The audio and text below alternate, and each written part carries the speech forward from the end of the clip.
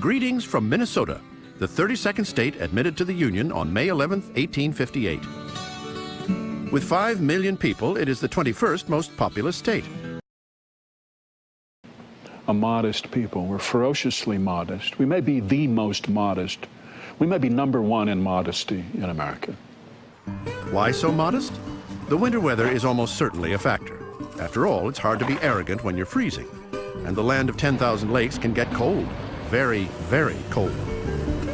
In fact, the Twin Cities metropolis of Minneapolis-St. Paul is considered the coldest major urban area in the United States, and one of the coldest in the world. In January, the average daily high hovers around 22 degrees. I used to live in Siberia for a while, and there are days when I'll check the weather, and it turns out it's warmer in Siberia than it is in Minnesota.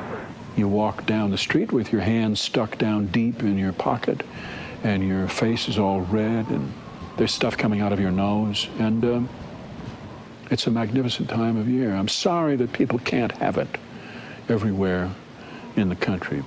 The silver lining in all this frigidity is architectural innovation. The roof of the climate-controlled Metrodome is essentially a giant Teflon-coated fiberglass baggie, which needs 250,000 cubic feet of air pressure per minute to stay inflated. When it was completed in 1981, the dome was the world's largest multi-use air-supported stadium. The chilly weather also inspired the nation's first enclosed shopping mall. That opened in Edina, Minnesota, way back in 1956. 6 years later, the famed Skyway system was built in Minneapolis, providing more than 8 miles of enclosed walkways, with 63 enclosed bridges crisscrossing 80 downtown blocks. I do like the cold weather, but the problem is that when you have to go to court or you have to go to a business meeting and you have your nice shoes on, you can't walk out on the dirty, snowy ground or you're going to mess up your shoes. So you have to have a clean place to walk. For escaping the cold, however, nothing quite compares with the Mall of America in Bloomington. 4.2 million square feet, 520 retail outlets, and a 7-acre amusement park, all under one roof. Believe it or not, the mall is largely unheated, but always comfortably warm, thanks to skylights, electric fixtures, and the body heat of roughly 40 million visitors a year. On any given day, we have so many people at Mall of America that we have everything you might find in a city. We have our own police precinct office, we have our own post office, and we have our own church here at the mall. Minnesota's name actually comes from a Sioux Indian word meaning water that reflects the sky. Not surprising for a state with 10,000 lakes and the Mississippi River. St. Paul was the head of riverboat transportation on the Mississippi River, and Minneapolis was built at St. Anthony Falls, where the sawmills initially and then flour mills were able to get water power from the river. The river also provided excellent transport for Minnesota's early timber industry, which attracted many northern European settlers with logging backgrounds. By the 1880s, 71% of Minnesota's non-native population was first or second generation European. Half of the newcomers were Scandinavians, attracted by a climate and geography reminiscent of their northern homes.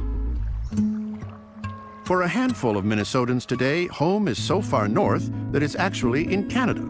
It's the only U.S. land, apart from Alaska, that exists above the 49th parallel. Known as the Northwest Angle, this geographic anomaly is the result of a mapping error made right after the American Revolution, which determined the border between the United States and Canada. Up there to secede from Minnesota and the United States to become part of Canada. That was a kind of a ploy on their part to get better treatment in terms of both taxes and fishing rights. All 12 people wanted to secede.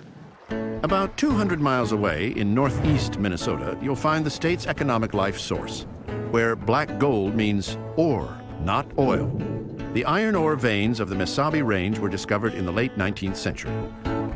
Mining went into full swing in the 1890s, and the industry that resulted mined high-grade, soft ore that could be readily mined, and this became the leading source of iron, which was used to produce steel in the U.S.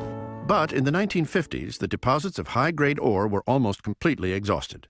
So a team at the University of Minnesota developed a technique that would allow the extraction of ore from lower-grade rock called taconite, which was previously discarded as waste.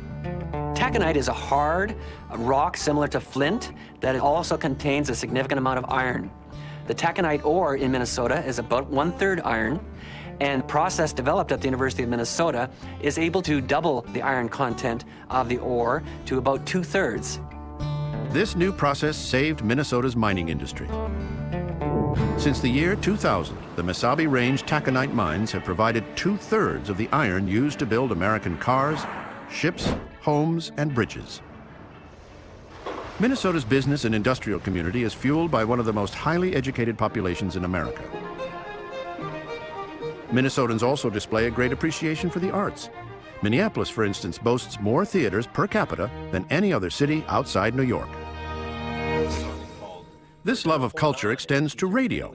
In 2005, residents donated millions of dollars to Minnesota Public Radio, whose programming reaches around the globe. That success is due in large part to one of Minnesota's most prominent and recognizable citizens, Garrison Keillor. You know, it's not like I picked out Minnesota from, you know, a selection of states or conducted a cost-benefit analysis. I was born here. A trip by Keillor to the Grand Ole Opry radio broadcast in Nashville, Tennessee, proved inspirational. He went to Nashville, sat in the Ryman Auditorium, watched the Opry, came back and he said, I'd like to try to do that. I'd like to have a live radio broadcast. You're listening to a Prairie Home Companion coming to you live from the Fitzgerald Theater here in downtown St. Paul. And we did a radio broadcast in 1974, July the 6th, in front of about 20 people in the audience. Not all of them stayed until the end. I've never modeled clothing before in my life. Who said you'd be wearing clothing, Mr. Noir? Today, a Prairie Home Companion is broadcast over 580 stations worldwide. More than 4 million listeners tune in each week for music, stories, and characters with a distinct Minnesota flavor. Well, it's been a quiet week in Lake Wobegon, my hometown, out on the edge of the prairie. The one thing people should know about Minnesota, you shouldn't come unless you're prepared to stay. It's that good. Look here. I'm talking about America. Sweet America.